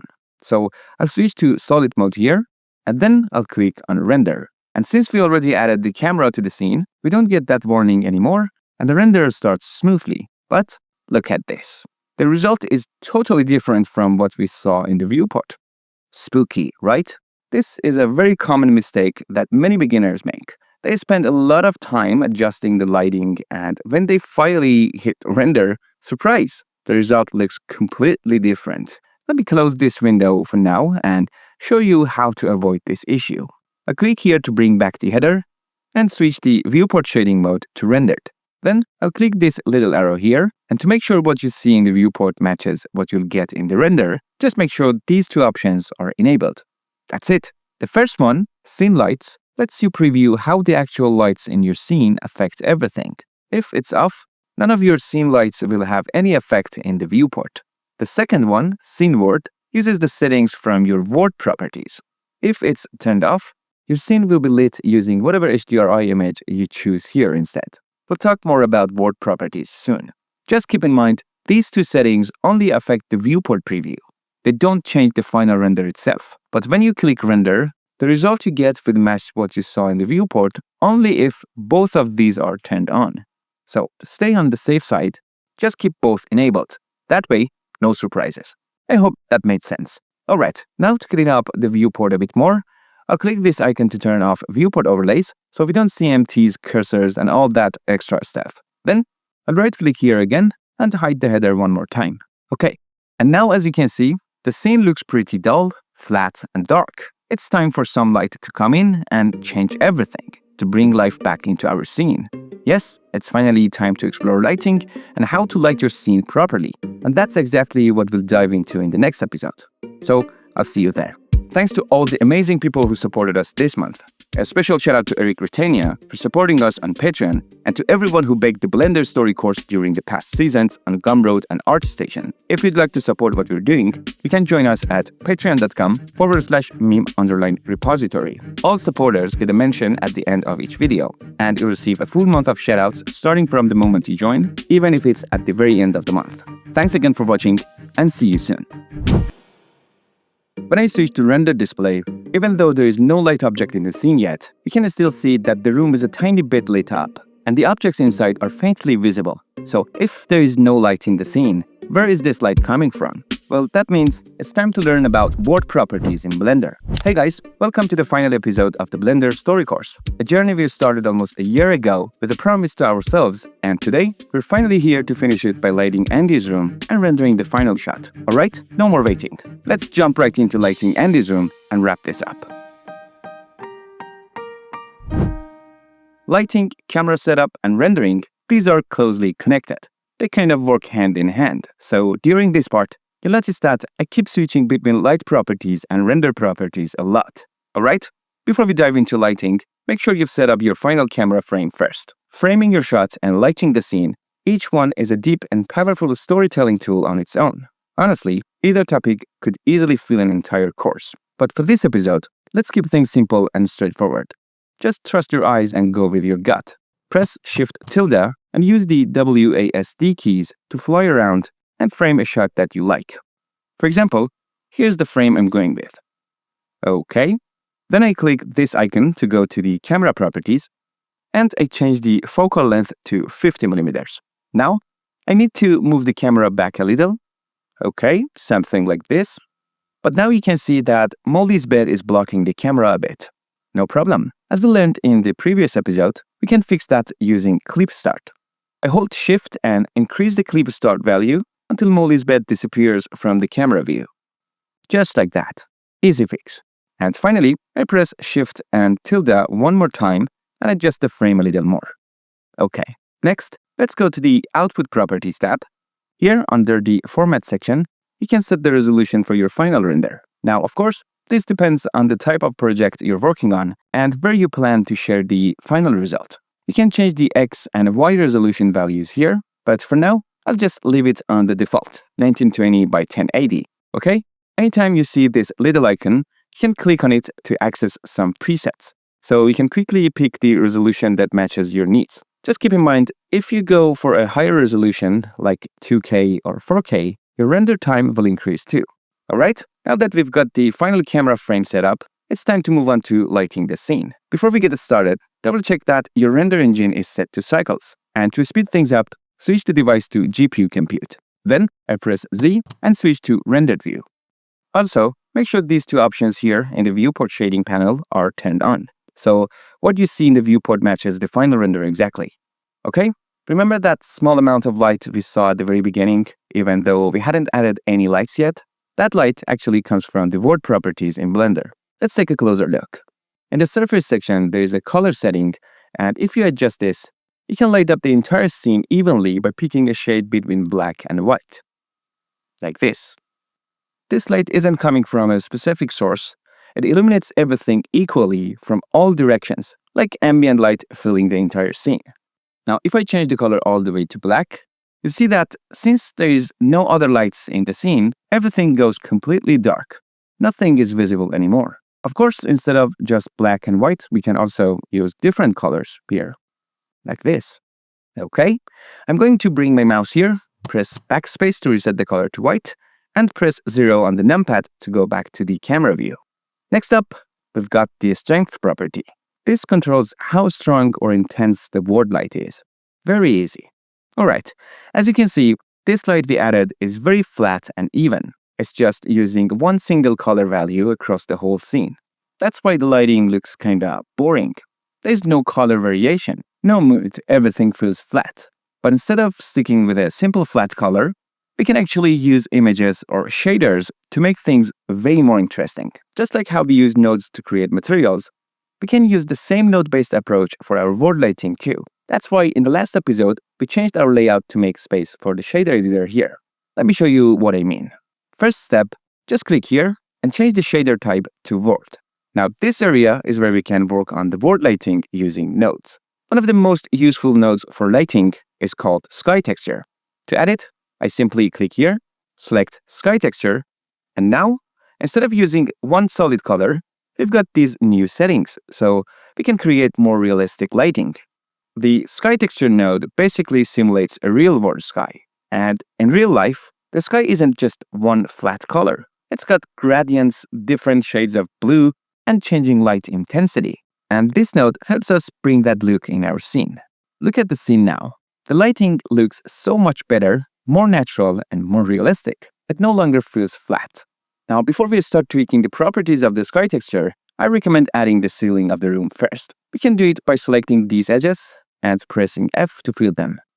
But if you look at the ceiling after doing that, you'll notice it takes the same material as the walls. And because of that, just like I explained in the last episode, the light bouncing off the blue ceiling will affect the rest of the objects too, making the scene look slightly bluish and also a bit darker. So instead of that, here's a better way. Just add a plane, scale it up, and move it to the top of the room. That way, you can easily turn it on or off whenever you want, and since the plane has a white material, the light bouncing off it will make the scene a bit brighter without affecting the colors of the other objects. If you take a look, this render here is with the ceiling that had the wall material, and this one is with the white plane as the ceiling. As you can see, the second one is a little brighter. It might seem like a really small difference right now, but once we start adding more lights to the scene, the effect of light bouncing will become more noticeable. Let me zoom in here a bit. Yeah, now you can maybe see the difference more clearly. Alright, now let me middle click to exit the camera view. Okay. Now if I hold Shift and lower the strength of the sky texture, look, we can actually see the sun in the scene. With the sky texture node, you can easily move the sun around by changing the sun rotation value, and with sun elevation, you control how high the sun sits in the sky. Lower the elevation to create beautiful sunset vibes, raise it to mimic bright morning or midday light.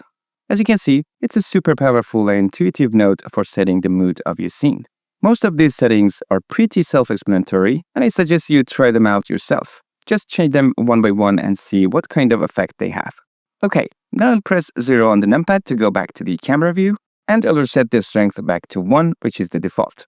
Alright, now let's make things run faster while we're working in the viewport. Head over to the render properties, and here you'll notice there are two sets of options, one for viewport and one for render. The viewport settings are just for when you're previewing your scene inside Blender, not for the final render.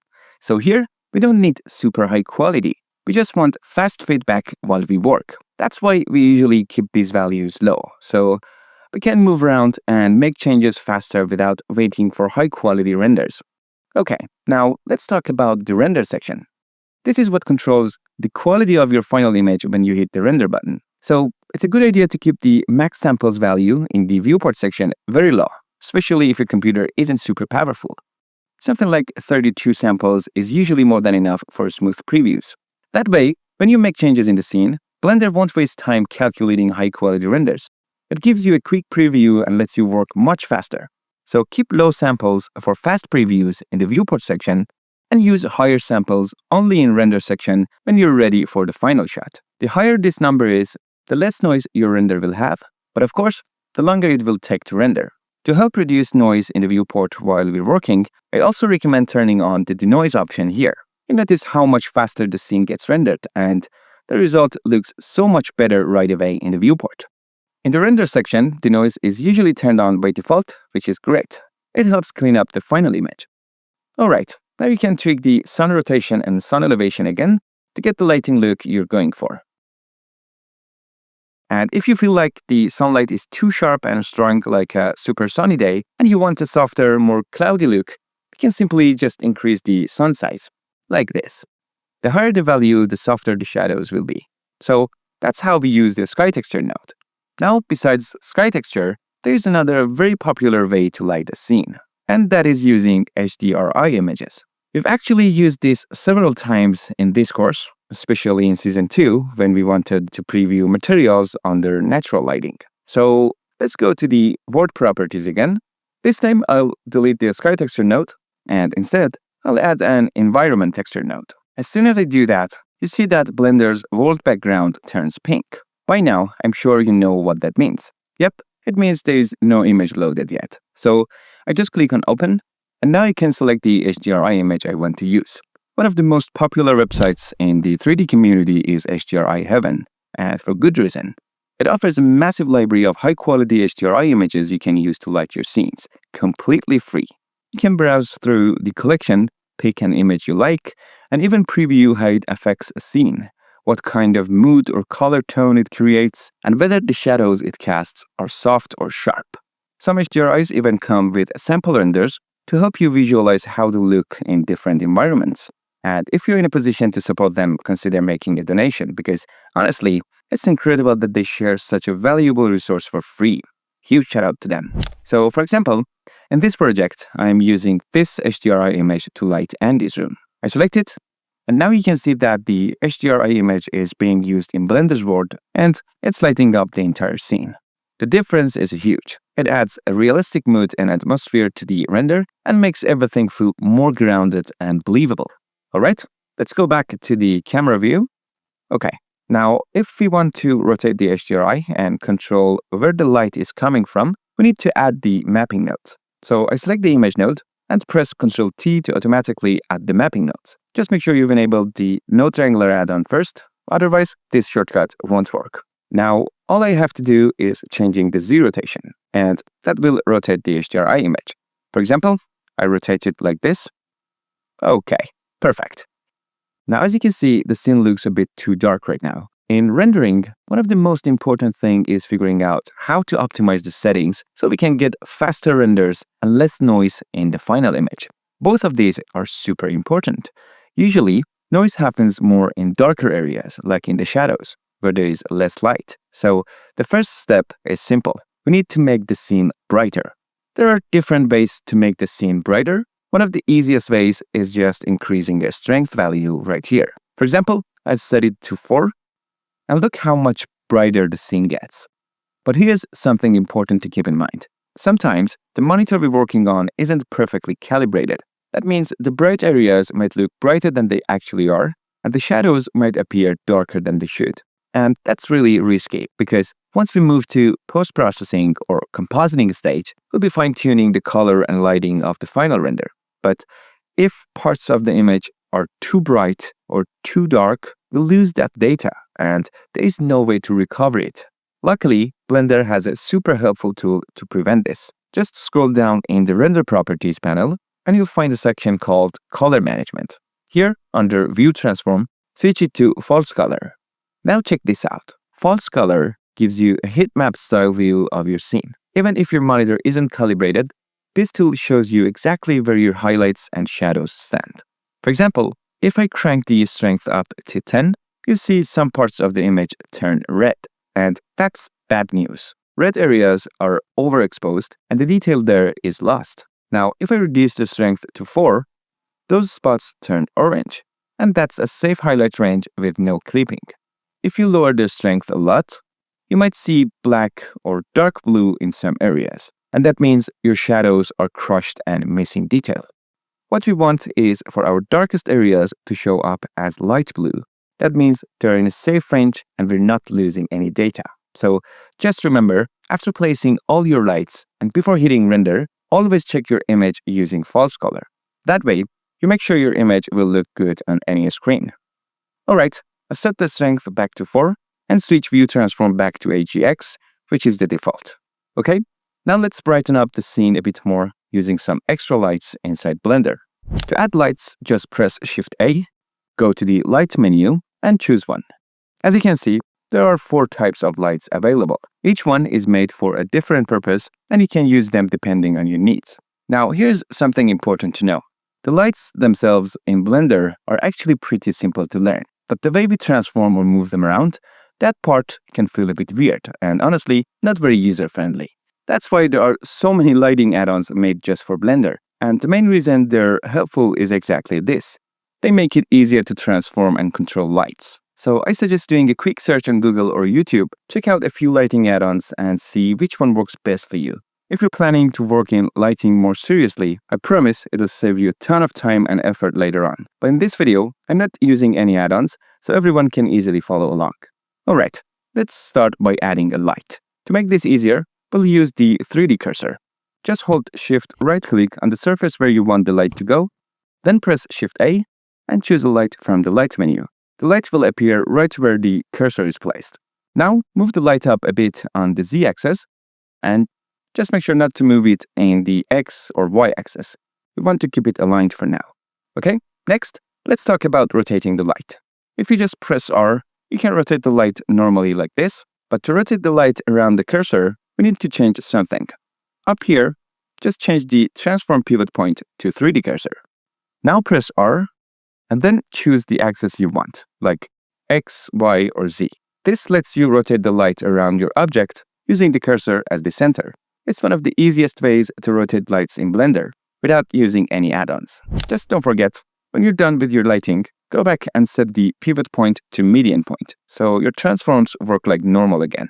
We can also scale the light using S to control how big or small the light source is. And if you want to move the light closer or farther from your object, but in the direction it's pointing, you can press G, then tap Z twice. That moves the light along its local Z axis, which is perfect for adjusting its position without messing up its angle. Alright, now let's quickly go over the main properties of all 4 light types in Blender. The good news, most of these settings are self-explanatory, and you'll easily understand how each one works just by playing with them. Once you've added a light object, just click on this little icon to go to the Light Properties panel. The first option is Color. Super simple. You can use it to change the color of the light. This one is shared between all light types. And if you already have a light selected, you can actually change its type right here. Just click on these icons and switch between them. As you can see, no matter which one you choose, the color setting is always available. Next up is Power. This controls the brightness of the light, and it's measured in watts. This property is also the same for all lights, except for the sunlight.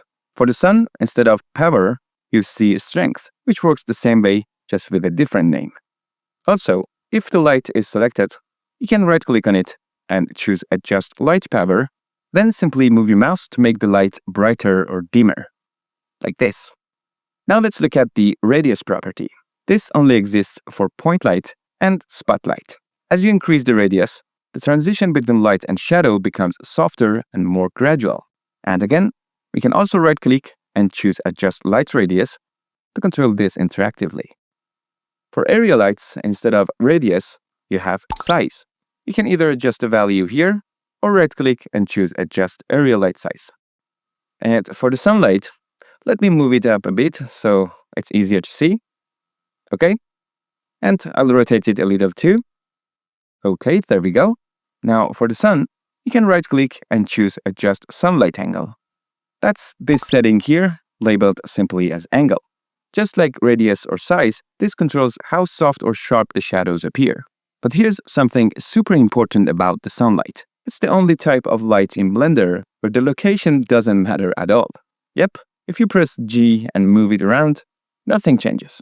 The position of the sunlight has zero effect on the lighting in the scene. The only thing that matters is the rotation on the X, Y, and Z axis. As you can see, rotating the sun in different directions actually affect how the light hits the scene. Okay, I'm going to delete this sunlight now, and let's add an area light instead. Okay, I'll move it up a bit so we can see it better. Now for area lights, there is a special property called shape.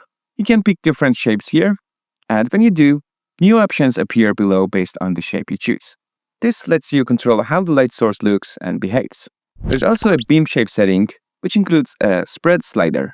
Spread controls how wide the light spreads from the source, kind of like using barn doors or diffusers in real-world lighting to shape the beam. This exact idea also exists for spotlights. With the spot size, you control the cone angle, how wide the spotlight spreads. And then there is blend, which controls how soft or sharp the transition is from the center of the light to its edge. You can even adjust spot size interactively by clicking and dragging this little blue arrow, like this. And one more tip, all lights except point light have this little yellow dot. And if you click and drag that, you can easily change the direction the light is facing. And if you hold Control while doing that and hover over any object, you'll see something cool. The light's rotation will align with the normal direction of that surface. It's kind of like telling the light to point directly at whatever surface your mouse is over. Very useful. Finally, there is one last setting that's shared between all 4 light types, cast shadow. If you turn this off, the light will still brighten your objects, but they won't cast any shadows. Okay, now let's talk about one more super useful technique, changing the light color using temperature, which is one of the most natural and realistic ways to add color to your lighting. To do this, we can use a really simple and powerful node called Blackbody. If you're using the Cycles render engine and you select any type of light, you'll notice this new section appears called Node. This part doesn't show up if you're using EV. Now, just click Use Nodes, and you'll see that Blender automatically adds an emission node to the surface.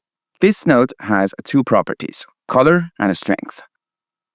Let me switch this area to the shader editor, and make sure the shader type is set to object. Okay, now instead of picking a color manually, let's add the Blackbody node. You'll see that this node gives you one property, temperature.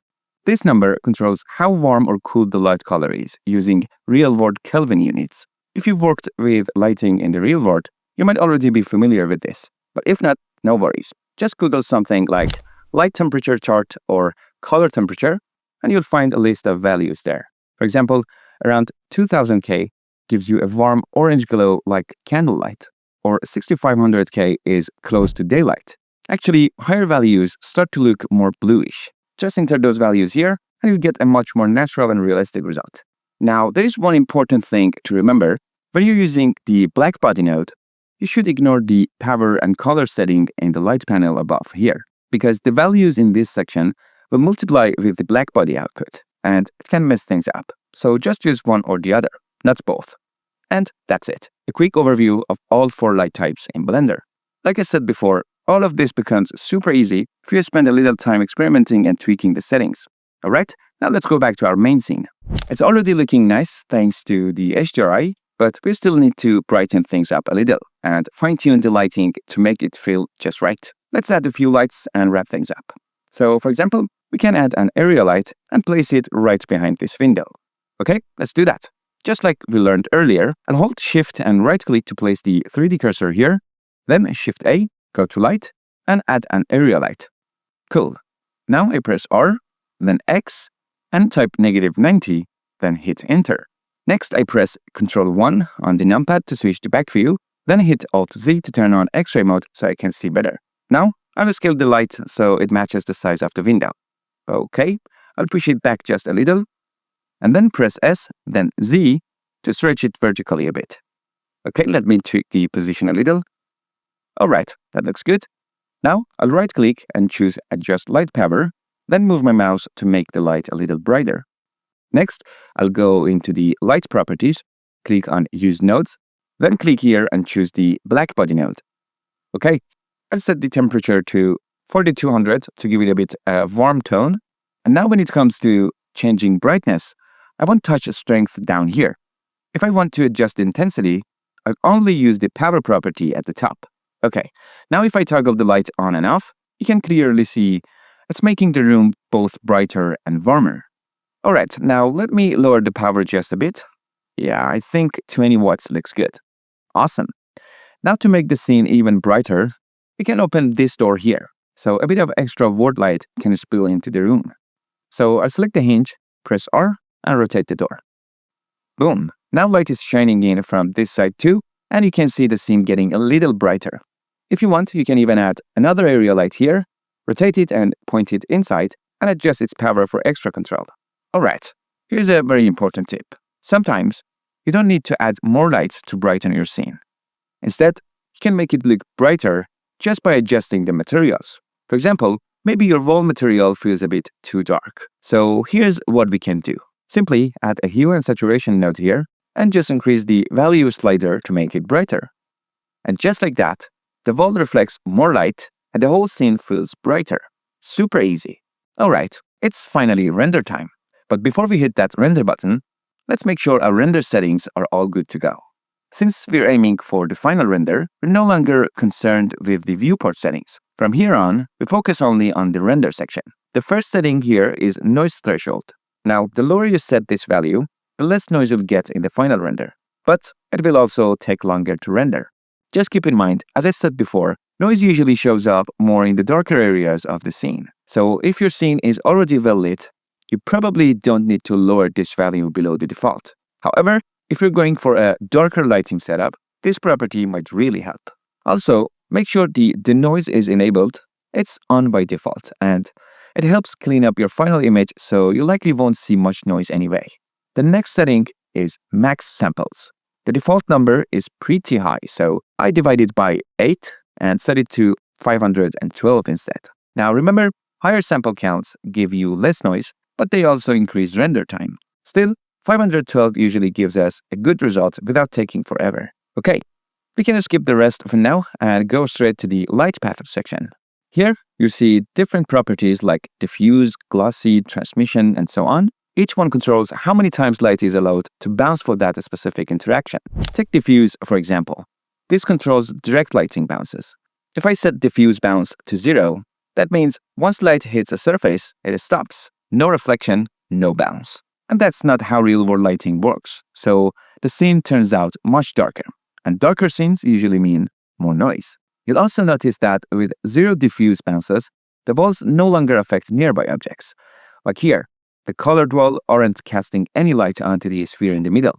But the moment I change diffuse to 1, now the light bounces once more after hitting a surface. And just like that, the wall colors starts influencing the sphere. So yeah, these settings controls how many times light reflects off surfaces for each type of interaction.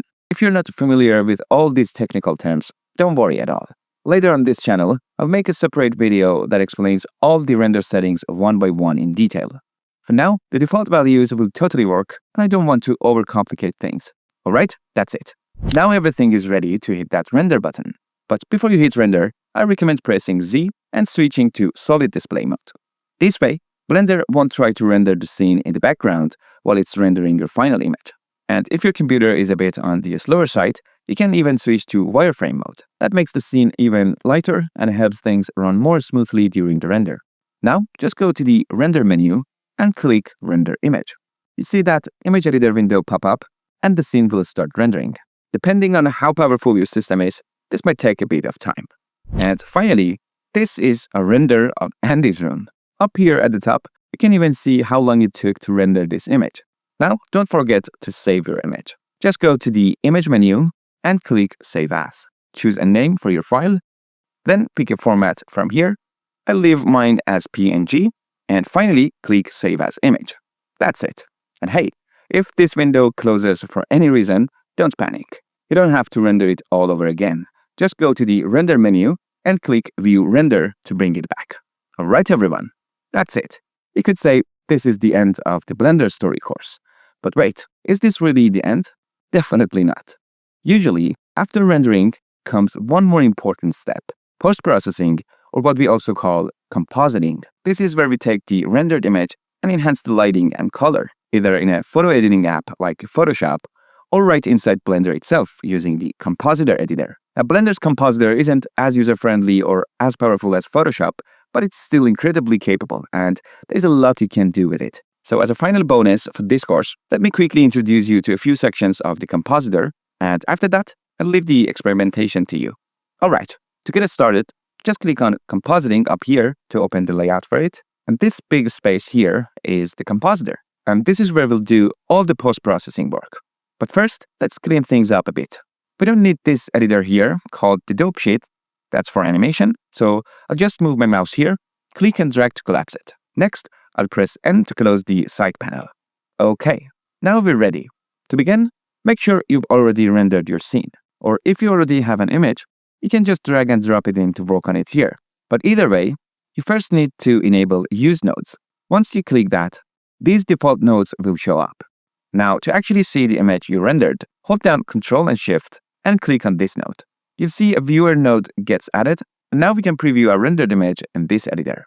If you ever want to hide or show the image behind the nodes, just click the backdrop button here. Okay? You can zoom out using the V key and Alt-V to zoom in. To move the image around, click and drag the small X icon at the center of the picture. You can also hold Alt and middle click to pan the image, and Control middle click to zoom in and out of the nodes area. And of course, Shift plus middle click lets you pan around the nodes too. Okay, now to start editing the image, we can add different nodes in between here and tweak our render. But personally, I don't really like working when the image is showing behind all the nodes. It's just, it gets messy. So let me show you an easier way to do it. I'll close these two side editors here. We don't need them. Then I'll split this main area into two sections. And I'll set this left side to be the image editor. Now we need to load the image into this editor. To do that, I'll click here, type Viewer, and just select the Viewer node. This is the same node we added earlier using Ctrl-Shift-Click in the compositor. Now I'll zoom out a bit using Ctrl and middle click. And then in the compositor, I'll turn off the backdrop to hide the image in the background. This way, I can keep all my focus on the image editor on the side and add nodes here comfortably while seeing the live result in the image window. Way easier to work this way, right? Now, here's a common mistake you might make in this step. Let's say I press Shift-A and add a lens distortion node, which is a very powerful node in the compositor. Okay, if I just place it here like this, and then I start tweaking the settings, you'll notice that nothing happens in the image. Okay, let me just hit Ctrl-X to delete that. All right, this time I'll press Shift-A and add lens distortion node again, but this time I'll place it between the render layers node and the viewer node. Because remember, what we're seeing in the image editor is the output of the viewer node. So only the nodes connected before that one will affect what we see. Now when I adjust the properties, you can actually see the changes applied to the image. Perfect. Now let's talk about lens distortion node. So lens distortion does exactly what it sounds like. It adds a bit of lens distortion to your image. For example, if I add just a tiny bit like 0.01 to the distortion value, you see this slight bulging effect coming from the center of the image. If you turn on Fit, it will adjust the image to fit the frame, and those dark corners here will disappear. Then there's dispersion, which simulates something called chromatic aberration. It's that rainbow-colored fringe you often see on the edges of photos taken with real lenses. So let's add just a tiny bit here too. And you can see that little rainbow effect in the corners. See that? Pretty cool, right? Okay, so that's lens distortion. Now, if you press Shift-A, go to Color, then Adjust, you'll find a bunch of super useful nodes here. I recommend trying them out one by one, add them, play with the settings, and see what they do. For example, the brightness and contrast node, just like its name says, lets you tweak the brightness and contrast of your image.